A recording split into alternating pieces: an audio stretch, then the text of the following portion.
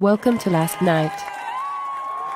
This is the most explosive sci-fi weekend we've had in a long time. The season premieres of 2 fan favorites, the season finale of another, as well as 2 more series. To help me recap all of this is Interstellar Explorer, Captain Jack Thorson. Welcome back, Captain. Enchanted as always, Liv. Let's get Friday's episodes of Grimm Touch out of the way first.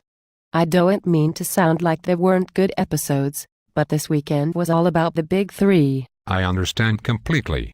Though I have to disagree about Grimm being a good episode.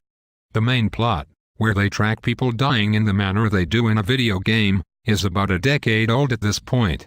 I'm pretty sure the Sci-Fi Channel has already made a couple of TV movies about it. It's a bit of a cliche, I admit, but like the X-Files and other shows that have to balance myth arcs with monsters of the week, Grimm's second storyline with Juliet and her hallucinations was the real point of the episode, as was Renard's mysterious calls and meetings. I wouldn't have a problem with that, if they would just get on with it already. We'll get more into the myth arcs this coming Friday, if the preview was any indication.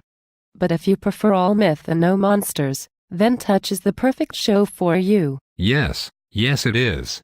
It does what 0 Hour couldn't, which is make global conspiracies interesting again.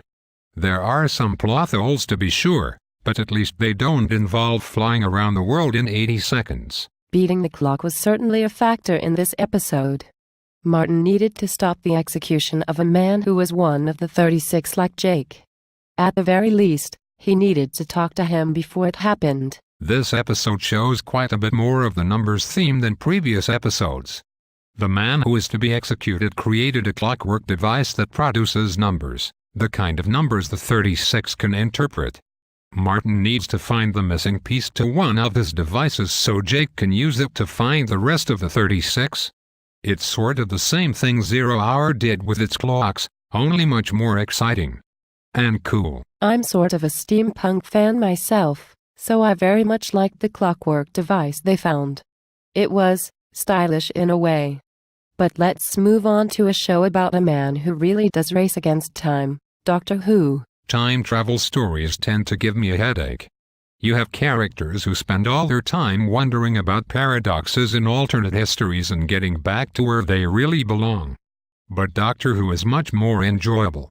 Someone once described the difference between science fiction and fantasy as sci-fi spending all its time telling you how the clock works and fantasy just telling you the time and getting on with the story. In that sense, Doctor Who is more a fantasy story than a sci-fi one. Well, River Song did say once that all the good wizards and stories did eventually turn out to be the Doctor.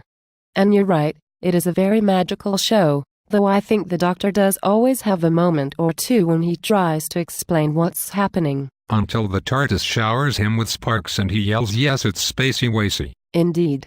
With the loss of the pawns at the end of the first half of Season 7, the Doctor seemed on the verge of finally becoming a complete recluse. But meeting Clara Oswald in the Christmas special, and her first appearance in Asylum of the Daleks, has given him a new mystery to solve, and an important one at that. And a convoluted one, if I know Stephen Moffat at all. It's always good to have him back at the helm, and it's definitely interesting to see Clara showing up again after having died 100 years in the past. If you can be sure of anything, it's that her ultimate identity will prove her to be a worthy successor to all the great companions of the past, including the Ponts. I have no doubt of that. But what did you think of the episode itself, The Bells of St. John? Well, it had sort of the same premise as Grimm, with the Wi-Fi being the monster or at least the monster's tool, but it didn't lean on it. Actually, it was sort of a return to classic Doctor Who storylines. You could see plenty of similar plots in past episodes, both in the classic and reimagined series. And in this case, it was more a metaphor than an actual monster, which is also a staple of the series. I felt it was a fun, zany way to return to the series, what with all the funny jokes and banter, and of course the ride up the shard. Clara is already showing herself, again, to be on par with the Doctor when it comes to cleverness. But she'll need to tone down that attraction between the two or she and River may just start a fight. I think that would be great to watch. I meant start a fight with the Doctor. Oh. Indeed. Let's move on to Game of Thrones. Speaking of epic battles. The real epic battle, of course, was at the end of Season 2 with Tyrion's brilliant defense of King's Landing.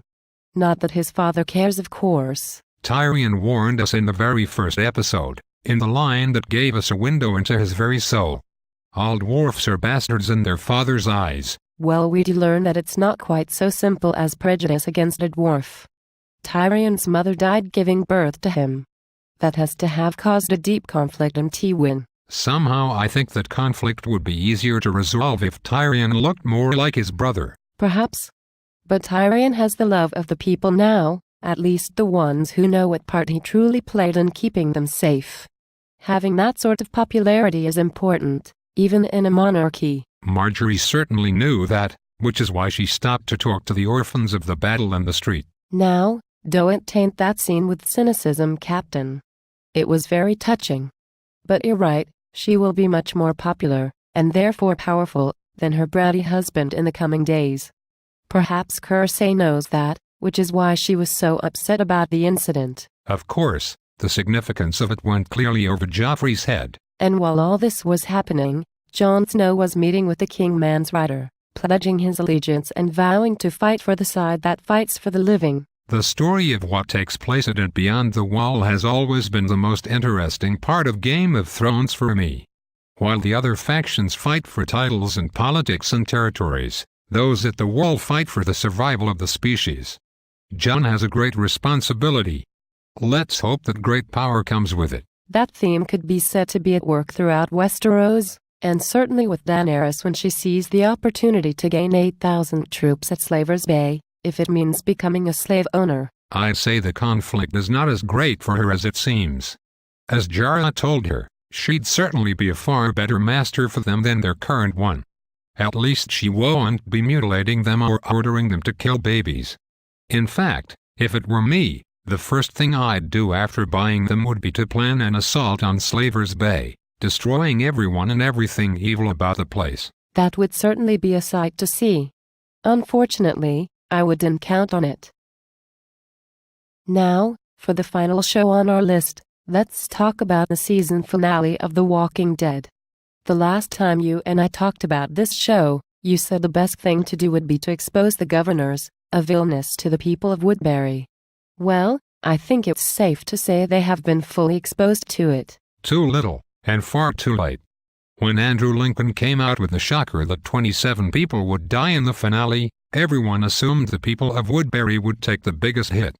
But no one expected the governor himself to be the one killing them all. After the disastrous assault on the prison, and the perfectly understandable retreat by the good townsfolk, his chess master plan was falling down all around him. It was only a matter of time before he snapped completely, but I certainly didn't expect to see him open fire on his own soldiers. They were never soldiers, Liv. That's the whole point. He had Rick and Andrea and Milton and even himself thinking the whole town was ready to lay down their own lives for a chance to destroy the prison. But once the bullets started flying, we all saw just how devoted they were to his vendetta. Real soldiers in a real army, like the ones in Game of Thrones for example, may follow their leader into certain death. But in an apocalypse, where survival is the first thing on everyone's mind, some causes just aren't enough to inspire people. One person who clearly was caught up in the whole fight to the last man mania was Carl. All this time, we forgot to think about what kind of an impact this was having on him. Sure, it was fun the first few times to see him pick up a gun, learn how to shoot, and even take out a few walkers. But his take-no-prisoners approach was more in line with the governor's philosophy than his own father's. As they say, children are very impressionable. He was taught how to fight, but I don't think many people thought to teach him why to fight. And having to kill his own mother could have made him more ruthless than anyone liked. After doing something like that, even if it was a mercy kill, shooting a surrendering prisoner may have just seemed like business as usual. Maybe Rick's gesture at the end, rounding up the remaining people at Woodbury and bringing them to the prison, will make enough of an impression to get him back on the right track. Let's hope his storming off at the end was more an indication of personal shame than it was disapproval of his father's actions. Although I do have to wonder how long they will be able to look after that many people in the prison. You think they should have moved everyone else to Woodbury? Oh, not at all. Not with the governor still out there. The prison is far more defensible. We'll see about that, though not until next fall, unfortunately. Thank you for joining me again, Captain Jack. My pleasure. And thank all of you for watching last night.